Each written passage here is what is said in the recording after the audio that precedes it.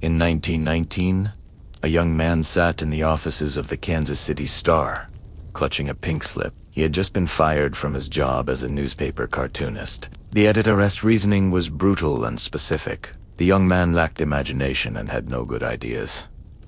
That man was Walt Disney. This rejection wasn't just a bump in the road. It was the beginning of a crushing series of failures that would have broken most people.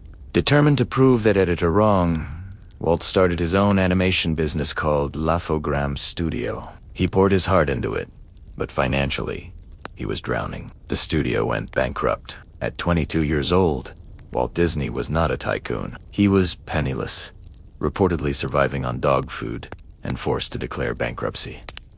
But the American dream isn't about avoiding failure. It is about what you do after the failure. With only $40 in his pocket and a cardboard suitcase containing his art supplies, Walt bought a one-way train ticket to Hollywood. He didn't go to get famous. He went because he had nowhere else to turn.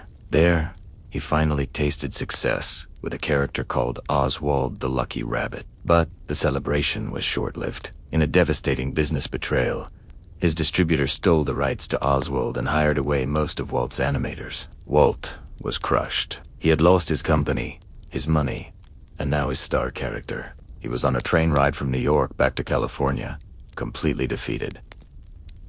He had nothing, but it was on that long, desperate train ride in the depths of failure that he took out a sketchbook. He remembered a pet mouse he used to keep in his office in Kansas City. He began to sketch a round-eared character. He originally wanted to name him Mortimer, but his wife, Lillian, suggested something friendlier.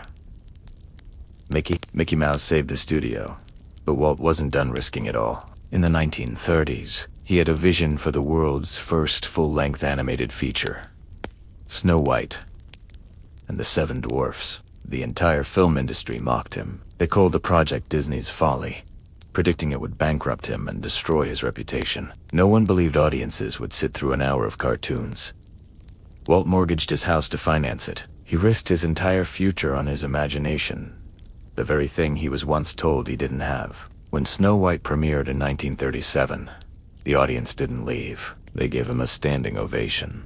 The film became the most successful motion picture of 1938. The man who was fired for having no good ideas went on to hold the record for the most Academy Awards in history, building an empire that redefined entertainment. Walt Disney's life serves as the ultimate reminder. Critics don't build statues. The only difference between a crazy idea and a genius idea is simply not giving up.